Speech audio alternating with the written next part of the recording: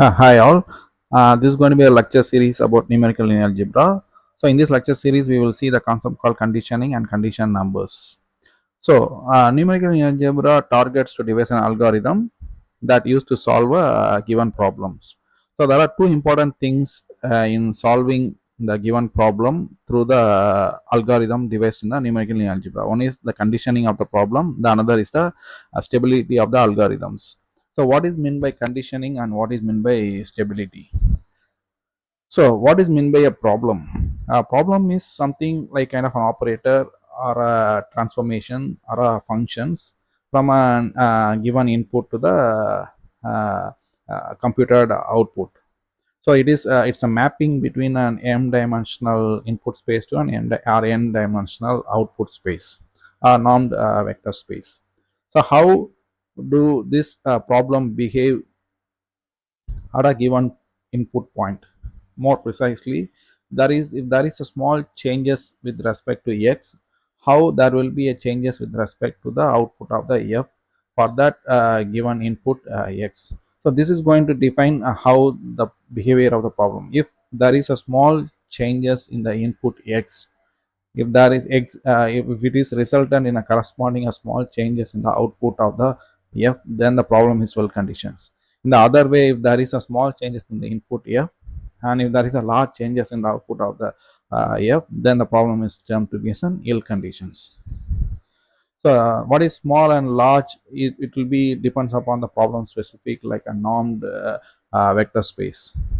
So this concept of how the behavior of the problem, how the perturbation to the x, how there will be a certain perturbation to the y will be a small or large related to a can be measured through a concept called an absolute condition number, which is a ratio of the changes in the output with respect to the changes in the input. So if for an m-dimensional input and m-dimensional output, then for each and every changes in the input, there will be somewhat there will be a changes in the output in all the elements of the output. So those changes all captured in a matrix format called a Jacobian matrix, and the conditioning and the behavior of that problem for the n-dimensional input and the n-dimensional output will be captured through the norm of the Jacobian matrix called condition number. So the relative condition number is similar concept. How those Jacobian norm of the matrix will be related to the ratio of that value of the f and the value of the input. So if the condition number is like for example is around this values, then we normally say it's a small value and the problem is well conditioned. In the other way, if the condition number is of large of in order of millions, then normally we say that the problem is ill conditions. Here are the few examples of the problem. The first problem is computing x by 2 for the given x and the condition number is 1 and it's a well condition. The second problem is finding the root of x for the given x. It's an uh, a scalar value. The condition number is around half and it's a well conditioned problem. The third one is a vector input x1 and x2. The output will be the scalar output x1 and x2. The well condition except that if x1 and x2 are very near and close to 0, then this denominator is almost going to blow away, and this says that it's an ill conditions for the way that x1 and x2 are very close to each other. So this normally happens due to the numerical arithmetic in computing the algorithm in the computer called the cancellation, which we will be seeing in the later part. And the fifth one is finding the root of a polynomial. For example, the polynomial is x1 and whole square. The root is x1. For a small perturbation in the input like the coefficients, there will be a large changes in the square root of computing this coefficient. So in this case, the problem is ill condition. Normally, root finding problem of the polynomial is very ill condition because very sensitive to the perturbations in the coefficients of the root values of the polynomials. So this is what captured in this equation 12.17. For example, Wilkinson polynomial, there is a small changes in the coefficient of any for example this one, then the correspondingly the root value will be so large, and this is an ill conditioning problem. Similarly, computing the eigenvalue of a non-symmetric matrix, if there is a small perturbations in the input, the eigenvalues, the changes in the final output of the eigenvalue will be very large, and it is very sensitive, so it is called the ill condition problem. No, but it's not with respect to the symmetric matrix. So here comes the important problem. The problem here is matrix vector multiplications. What would happen the resultant of the matrix vector multiplication if there is a perturbation in X, not in A? So this is related. The condition number is related to this one, and this X by AX will ratio is through the fact that it will be less than A inverse. So we can put norm of the A inverse. Then we can replace this this fact in 12.9, and we getting that the condition number of this problem like matrix vector multiplication is always less than the norm of A and norm of A inverse for some constant A. Then it will be equal to the constant into norm of A and norm of A inverse. The norm of that constant alpha can be given by equation 12.12, and in some sense the alpha can be equal to 1. That way that K is the conditioning number of that problem matrix vector multiplication is equal to norm of A and norm of A inverse. What about the other way of matrix vector multiplication, A inverse B, or the perturbation in the B? This is also similarly A equal to the condition number is equal to the norm of A and norm of A inverse. So these two problem of matrix vector multiplication gives you theorem 1, and it is more related to the solving the problem called A is equal to B. How about computing B for a given X? It's simply like matrix vector multiplications. The condition number will be always less than norm of A and norm of A inverse for a perturbation X. What about the problem of computing A inverse B for a given B and a perturbation in B? Is also related to the norm of A and norm of A inverse.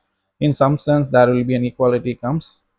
Then the condition number of this both problem of matrix vector multiplication equal to norm of A and norm of A inverse.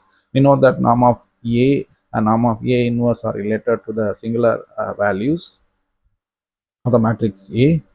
Then it will be and then the condition and then that condition will somehow related to uh, the singular values of the matrix A. It means that how the matrix operator itself been conditions. So then that comes a concept of condition number of the matrix itself. That condition number of matrix is related to the this right hand side values, norm of A and norm of A inverse. So this is the condition number of the operator itself related to the norm of A and norm of A inverse. Norm of A is related to the largest singular value of matrix A, and norm of A inverse is equal to 1 by of smallest singular values of the matrix A. Then this gives you the ratio of A and 1, which is geometrically related to the ratio of the largest axis and smallest axis of the hyperdimensional dimensional space. If it's not a square matrix where M is larger than M, then the A inverse can be replaced by the pseudo inverse, and then it will be replaced. This 12.16 will be replaced by 12.17, where it will be denominator will be the smaller singular values sigma n. So here the comes an important part that most of the numerical algebra is concerned about solving the system of equations, where in matrix format it will be related to Ax equal to B. The answer will be A inverse B. How this problem will be behave when there is a perturbation in A itself, not in X or B. So in that way, it is more related to the condition number of the matrix itself. So here we have the 12.2 algorithm, the 12.2 theorem, that condition number of this problem A is equal to B is very relatedly equal to the condition number of the matrix A. So theorem 12.1 is matrix vector multiplication given X, there is a perturbation.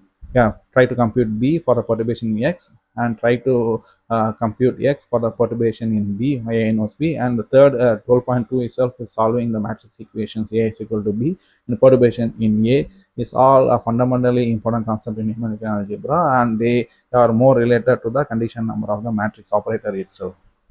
So why it is very needed that conditioning is important in the reason because only if the matrix is well conditioned, then the numerical algorithms will not lose the informations while processing in the data. If the matrix is ill conditioned, then the losing of the digits in computing the solution of the problem will be related to the log a and condition number of the a.